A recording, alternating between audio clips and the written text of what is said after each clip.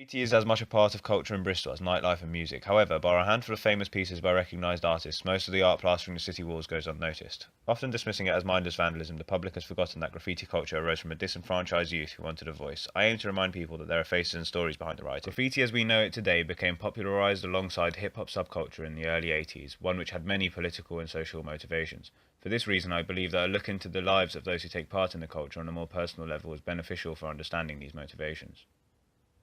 Hans Edward Roos of the University of Lund, Sweden, states that the original meaning of vandalism is plundering and laying waste of a civilization's symbols or environment. He goes on to point out that this appropriation of physical environment also occurs in industrialized societies' urban environment and then is often perceived as motiveless.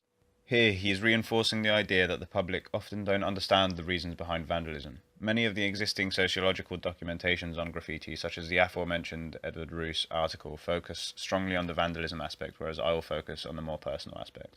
The study of subcultures is beneficial as it can help us understand why they appear. Sociologists of the Chicago School debated about why certain groups are more likely to engage in deviant behavior than others with particular focus on class. They labeled deviant subcultural participation as a result of socio-environmental problems rather than personal traits. In order to get the personal stories which I would want for the film, I will need to conduct a number of interviews, preferably over a period of time so that there can be a sense of continuity in the story. The interviews will most likely have to be conducted anonymously as the artists may not wish to expose their faces on camera. To preserve the anonymity of the artists, I'll be shooting the interviews in a dimly backlit room so their faces are hidden by a shadow rather than masks or balaclavas. I believe covering the face with a physical object dehumanizes the subject and will take away from the deeply personal feel of the film. In addition to using shadows to hide facial features, I'll use extreme close-up shots of the eyes and of the mouth when dramatic effect is necessary. Showing just the eyes or the mouth can preserve the identity of the artist but can also be used in order to bring the audience closer to the subject on an emotional level. The finished project would be classified as an observational documentary, meaning the audience and myself would be watching the events of life as they happen. I have had the opportunity to get in touch with a number of artists which I may include in the documentary. However, I will have to conduct their full interviews before knowing exactly how the film will fit together.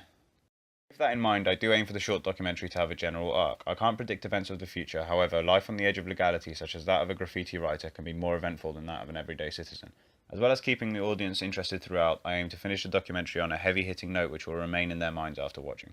I want the film to have an impact on those that watch it, even if that means just sparking an interest in the subject of graffiti culture. To do this, I will try to end the film with a dramatic scene which makes the viewer question what they previously believed beforehand. This should make the film more memorable and impactful than it would be otherwise. The aesthetics of the film will be dark. A graffiti artist usually operates at night and I want to convey that fact to the audience. Shots of Bristol at night as well as potential shots of graffiti writers in action would allow the viewers to see through their eyes. Certain parts of Bristol can be busy at night, but I'll capture the less populated areas to create an ominous atmosphere. I'll be using time-lapse photography and B-roll to express the passing of time between interviews and events, as is the case in many documentaries. If used correctly, time-lapse photography can be excellent at conveying a large skip in the timeline while linking the two separate parts together. I'll mainly use time-lapses to show the passing of daytime. A significant influence of mine when creating this documentary is the film London Tonight, which follows the stories of a number of original London graffiti artists. This documentary has a similar topic to my short film, however the aesthetic is much less eerie and the stories are more random and disjointed.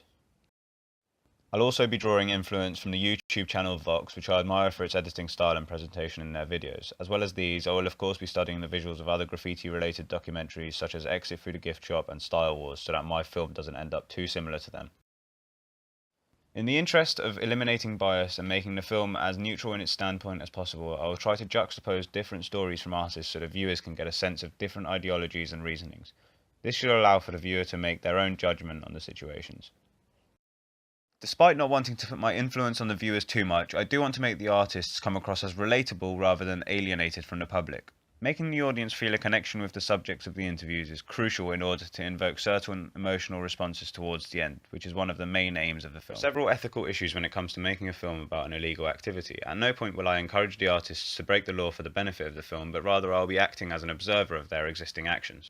In the interviews, I will refrain from asking questions which may be too personal and likely to expose the subject's true identity.